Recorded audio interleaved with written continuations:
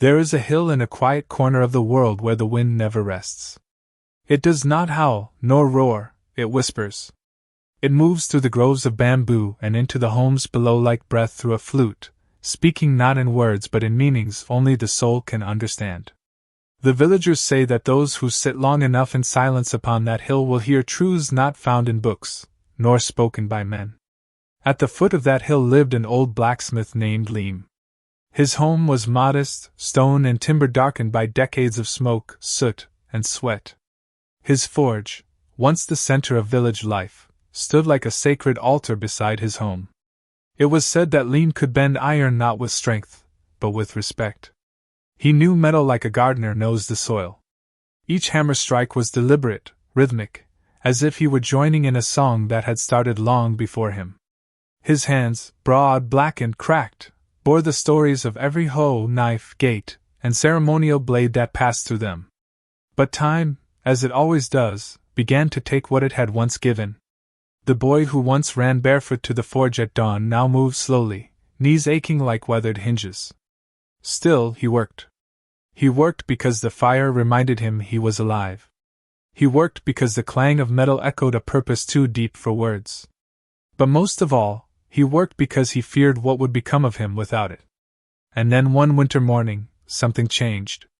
The forge was lit. The coals glowed, the metal was ready, but Leem's arms would not lift the hammer. Pain seized his shoulder, and his breath caught in his chest. He sat, staring at his trembling hands. For the first time in decades, the forge grew cold before noon. His eldest son, a gentle soul who had long watched his father wrestle silently with time, approached him. He knelt beside him, placing a hand over Leem's. "You don't have to carry this any more, father," he said quietly.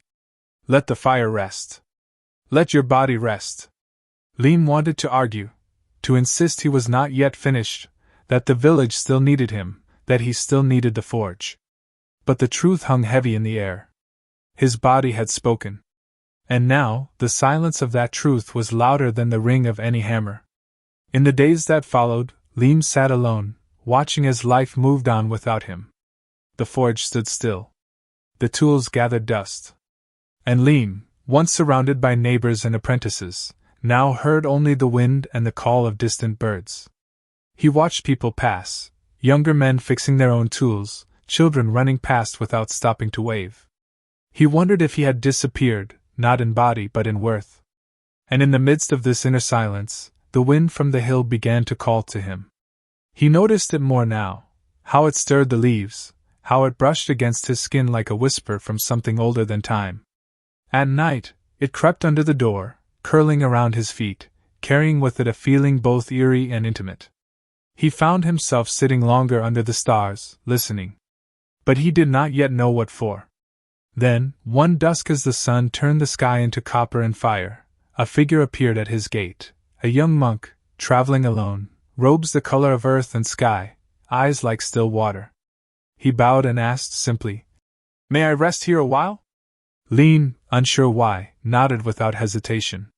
They sat together outside the forge. No fire. No tools. Just silence. The monk did not ask questions. He did not offer advice. He simply sat, as if keeping company with the silence itself. And then, as the first stars emerged, he spoke. "There was a bamboo tree," he said softly, "that grew by the river bank. Tall. Strong.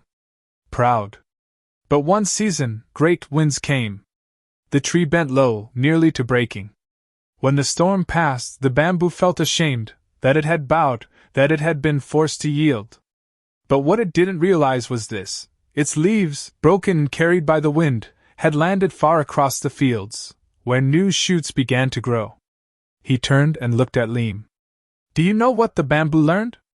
Leem shook his head. "That sometimes, in being broken open, we are scattered where we are most needed." Leem stared at the monk, the words settling in his chest like coals beginning to burn again. He opened his mouth to speak, but the monk had already risen.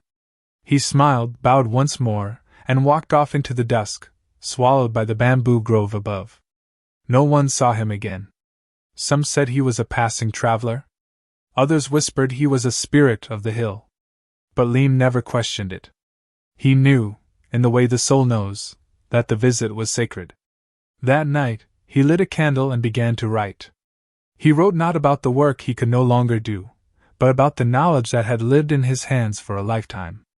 How to listen to the song of steel, how to know the temperature of iron by its glow, how to shape a blade that would not bend under pressure, but also not break. And when the writing was done, he did not lock it away.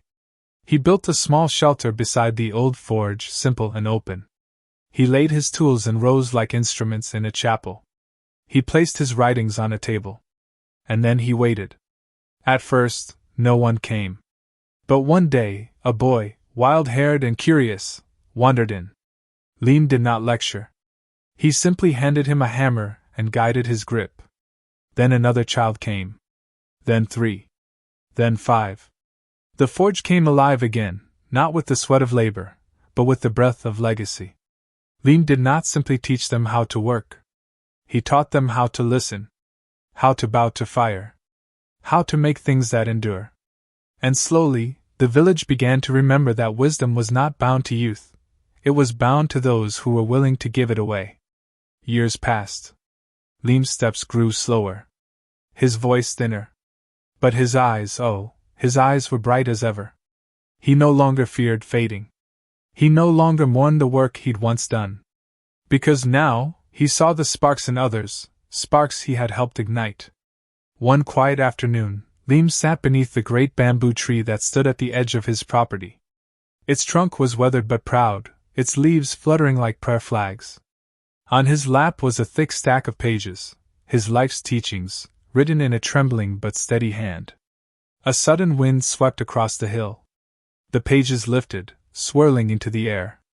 Lim watched, not in panic but in awe. One by one they scattered, carried by the same breath that had once whispered to him in his stillness. Down the path, a child, no older than 8, picked up a page as it drifted toward her. She read aloud. "The fire is not in your hands. It is in your spirit." She looked up toward the hill, then pressed the paper to her chest and ran home. And Lim, now more spirit than flesh, leaned back against the tree. He closed his eyes. The wind played through his silver hair. He felt no fear. Only peace. Only release. Because he understood at last. The wind had never come to steal from him. It had come to scatter what he had carried for so long, into hearts, into hands, into generations that would never know his name but would live by his flame. And on that hill, where the bamboo dances and the forge stands quiet, the wind still speaks. Some say you can hear Lim's hammer in the wind. Others say it's the voice of the monk, or the tree, or even the divine. But perhaps it's all of them. Perhaps it's legacy, carried on breath and fire. The whispering hill is still there. And if you sit long enough, you too may hear it.